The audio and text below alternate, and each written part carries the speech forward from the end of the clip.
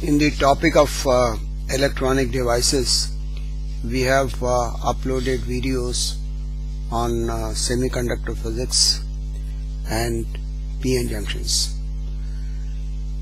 Now we'll be focusing on the circuit behavior and the applications of semiconductor devices.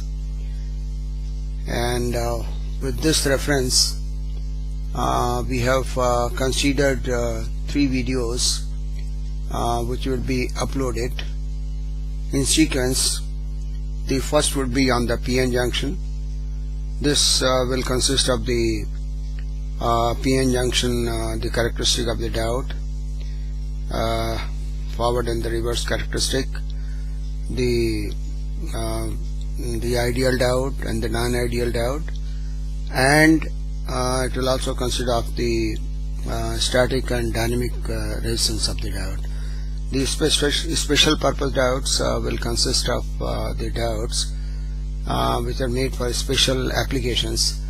This will consist of like point contact diode, Schottky diode, PIN diode, varactor diodes, and so on. And the third video would be on optoelectronic devices, and this will consist of the topics like LEDs, photodiode, solar cell, and other allied devices. These videos will be I'll be giving only the salient features of these videos, although the efforts are made to cover most of the relevant points, but I would suggest you to go through some of the standard textbook on these topics, because the topic is very I would say very lengthy topic, and we have tried to cover it in the summarized form only. And one good thing about the topic is that the gate problems which are asked in this topic are very simple and mostly of the matching of the given list. So I suggest you to study this topic so that you can solve the problem in less time, so that the remaining time is available for your other complex problems.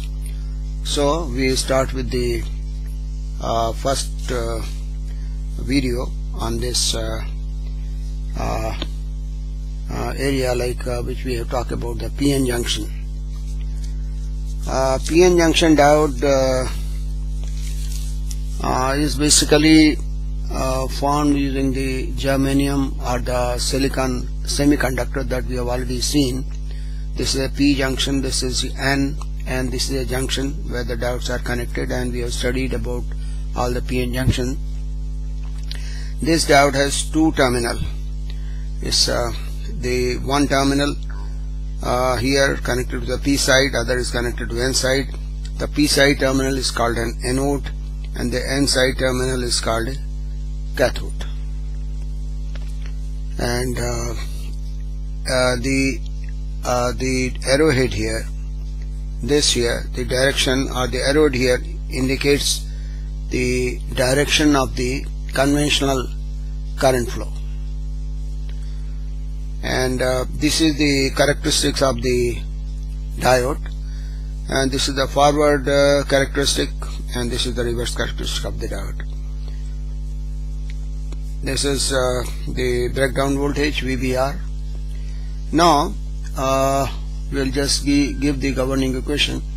The current for the forward bias diode is given by this equation: I is equal to I naught e to the power V over eta Vt minus 1, where Vt is said to be the volts equivalent of temperature, and it is basically kT by Q.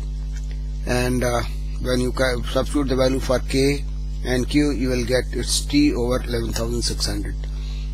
And for a specific temperature of 300 K, it comes out to be 26 millivolts. That means this volt equivalent volt equivalent of temperature is 26 millivolts for room temperature, that is 300 K. Now we can write the current for the voltage before the knee curve, because this is a knee and then comes the cut-in voltage. So before that, how the behavior of the current is given by the equation here. I is equal to I naught e to the power 40 V over eta minus 1, where eta is 1 for germanium and 2 for silicon. And if the applied voltage is taken as 1 volt or above, then this comes out to be I is equal to I naught e to the power 20 V. And this is for the silicon diode. So this is a simplified equation here for the applied voltage of 1 volt and above.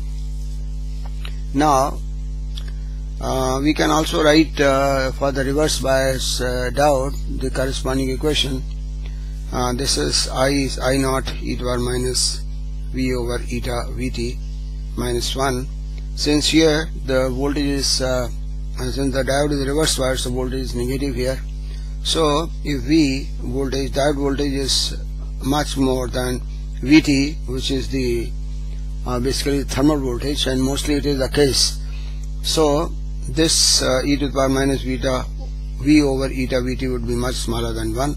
So this gives rise that I is equal to I naught, the saturation current, and that is what is happening. If you see the characteristics, for most of the time it is equal to the saturation current. Now we can see the effect of temperature on the diode. We can see the reverse current, that IO2 equals IO1 2 to the power T2 minus T1 upon 10. It is observed that this reverse current doubles for every 10 degrees rise in temperature.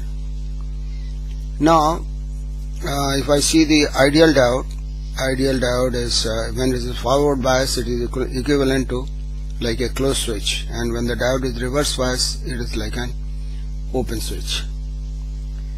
Now we can also find the corresponding diode resistance.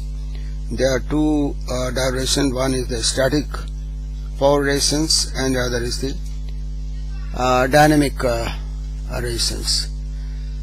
So now this is the characteristic here.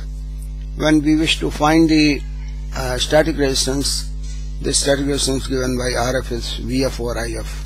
Simply VF over IF, we can find the value of the direct resistance. But the AC resistance or the dynamic resistance of the diode is given by the inverse slope 1 over delta IF or delta EF.